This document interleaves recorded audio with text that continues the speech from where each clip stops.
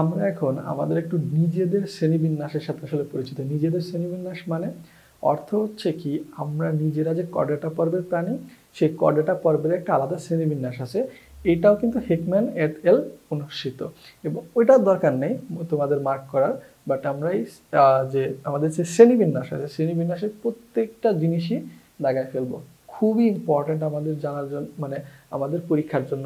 এখানে দেখো আমাদের যে কর্ডেটা যে ফাইলামটা আছে, এটাকে আবার 3টা সাব ফাইলামে ভাগ করা হয়: ইউরোকর্ডেটা, সেফালোকর্ডেটা এবং ভার্টিব্রাটা। এবার দেখো আবার ইউরোকর্ডেটাকে আবার 3টা শ্রেণীতে। দেখো আমরা জানি যে তোমার আমাদের ফাইলামের পরে কি আসে? শ্রেণী বা ক্লাস। পর্বের পরে শ্রেণী আসে, সেই জন্য আসলে এই সাব ফাইলামকে 3টা ক্লাসে ভাগ করা: অ্যাসিডেসিয়া, থ্যালেসিয়া অ্যান্ড লার্ভেসিয়া। বাট সেফালোকর্ডেটা যেটা আছে, এটার কিন্তু কোনো ক্লাস নেই। ভার্টিব্রাটা আমরা যেটা আন্ডারে পড়ি, সেটা কিন্তু আরও 2টা সুপার ক্লাসে ভাগ করা হয়েছে। একটা কি ক্লাস্টোমাটা এবং নাথাস্টোমাটা। এই তোমার ক্লাস্টোমাটাকে 2টা ভাগে ভাগ করা হয়েছে, মানে শ্রেণীতে: মিক্সিনি এবং পেট্রোমাইজন্টিডা। এবং নাথাস্টোমাটা দেখো 7টা শ্রেণী আছে। এটাও তোমরা কিন্তু মনে রাখবা যে নাথাস্টোমাটা 7টা শ্রেণী আছে, এবং সবার শেষে যে দেখো ম্যামালিয়া আছে, ওইটার আন্ডারে কিন্তু, অর্থাৎ আমরা কিন্তু সেই স্তন্যপায়ীতে পড়ি। এরপর দেখো ইউরোকর্ডেটা নিয়ে আলোচনা করা হয়েছে, মানে যে সাবফাইলাম, যে ফার্স্ট যে সাবফাইলাম আছে সেটা নিয়ে আলোচনা করা হয়েছে। প্রথম লাইনে তোমাদের যে আসলে 3000 প্রজাতির কথা বলা হয়েছে, এটা মুখস্থ রাখার প্রয়োজনে। তোমরা মুখস্থ রাখবা কি, এই পর্বের প্রাণীগুলার আসলে তোমার সাইফন নামে একটা অঙ্গ আছে।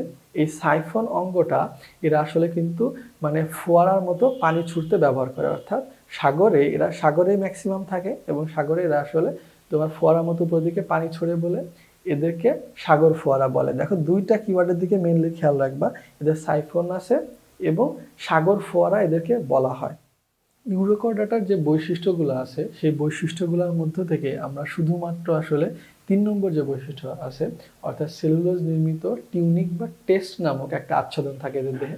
এখন কথা হচ্ছে মেইনলি মনে রাখবো কি, আমাদের কি আচ্ছাদনটার নাম কি, বা যে আবরণটা আছে এটার নাম কি? টিউনিক বা test.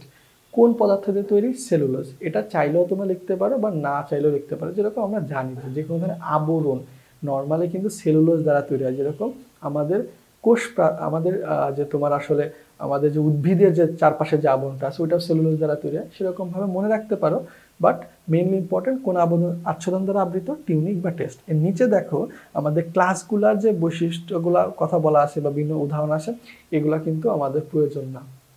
At the same time এই যে দেখো আমাদের বেশ কিছু বৈজ্ঞানিক নামে আসলে নামকরণ করা হয়েছে, কিছু উদাহরণ আছে, সেই উদাহরণগুলো আমাদের জানার প্রয়োজন নেই। তাহলে সাবফাইলাম 2 এর বৈশিষ্ট্যগুলো একটু দেখে ফেলি আমরা। সেটা কি হচ্ছে, আমাদের এই সাবফাইলাম 2 যে উপপর্বের যে প্রাণীগুলো আছে, সেগুলোর অঙ্কীয়ভাবে ওরাল হুড বা ওরাল সিঁড়ি থাকে। এখন তার নিচে দেখো আসলে নটোকর্ড বা নার্ভ কর্ড, এই যে কথাগুলো আছে এটা দরকার নেই। 3 নম্বর যে পয়েন্টটা, 4র্থ নম্বর পয়েন্ট অর্থাৎ গলবিলীয় ফুলকারন্ধ্র উপস্থিত। এখন দেখো এই বৈশিষ্ট্যকে তোমাদের মুখস্থ করতে হবে, করা লাগবে না। কেননা আমরা তো বলেই ফেলছি যে কর্ডাটা পর্বের সব প্রাণীতে গলবিলীয় ফুলকারন্ধ্র থাকে। এখন দেখো সেফালোকর্ডাটা তো আসলে কর্ডাটারই একটা অংশ, তাহলে কেন থাকবে না? অবশ্যই থাকবে। তাহলে এই তথ্যটা আমরা না চাইলে নাও মুখস্থ করতে পারি, কিন্তু ফুলকাগুলা অ্যাট্রিয়ামে উন্মুক্ত, এটা আমরা অবশ্যই দাগাবো। কিন্তু এই প্রথমটুক না মনে রাখলে হবে। দেখো দেহের দুপাশে আসলে যে গ্রেটার দ্যান যে চিহ্নটা আছে, এর মতো করে আসলে মায়োটাম নামে একটা পেশি থাকে। এটা আসলে তোমাদের জানা প্রয়োজন। এরপর দেখো কর্ডাটা এবং নর কর্ডাটা আমরা ব্ল্যাক মার্কার ইউজ করছি। এর কারণ হচ্ছে কি, তোমরা আসলে একটু পড়ে দেখো, এই বৈশিষ্ট্যগুলো আসলে তোমরা অনেক আগে থেকে পরিচিত হয়ে আসছো, বাট পার্থক্যের ছকটা অবশ্যই প্রয়োজন। আমাদের যতগুলো পার্থক্যের ছকই আছে, সবগুলা পার্থক্যের ছকই খুবই প্রয়োজন। 3 নম্বর যে সাবফাইলাম আছে অর্থাৎ ভার্টিব্রাটা, এই ভার্টিব্রাটার একটা খুবই গুরুত্বপূর্ণ কথা, সেটা হচ্ছে কি অস্থিময় বা তরুণাস্থিময় একটা ক্রেনিয়াম নামে একটা আবরণ থাকে, যে আবরণটা আসলে মস্তিষ্ককে ঢেকে রাখে। এই জন্য এই উপপর্বটার একটা নাম হচ্ছে কি ক্রেনিয়াটা। এখন দেখো আমাদের যেরকম মাথার যে খুলিটা, এর মধ্যে কিন্তু আসলে আমাদের মস্তিষ্কটা সংরক্ষিত থাকে। এই জন্যই আসলে কিন্তু এই কথাটা বলা হয়েছে যে ক্রেনিয়াম কিন্তু আমাদের মাথার খুলিটাকে রিপ্রেজেন্ট করতেছে। এবং এই উপপর্বের প্রত্যেকটা প্রাণীতে মোরাললেস কিন্তু ক্রেনিয়াম থাকে, এই জন্য এদেরকে ক্রেনিয়াটা বলে। এখন বৈশিষ্ট্যগুলা কিভাবে মনে রাখবো? অ্যাজ ইউজুয়াল আমরা যেহেতু ভার্টিব্রাটের অন্তর্গত, আমাদের যে বৈশিষ্ট্যগুলো আছে সবগুলা বৈশিষ্ট্য এইখানে অবশ্যই প্রেজেন্ট থাকবে।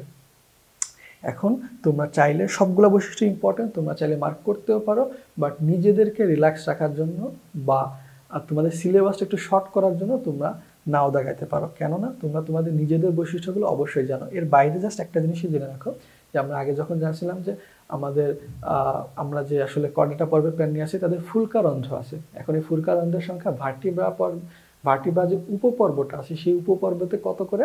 5 থেকে 15 জোড়া। কখনো কিন্তু সব সময় তোমাদের যখন এই মেডিকেল অ্যাডমিশনের যে বই খাতাগুলো আছে এইখানে যখনই জোড়া আর টি, এটা একটু খেয়াল রাখবা যে কোথায় 5 থেকে 15 জোড়া আছে নাকি 5 থেকে 15 টি আছে, এটা একটু খেয়াল রাখবা।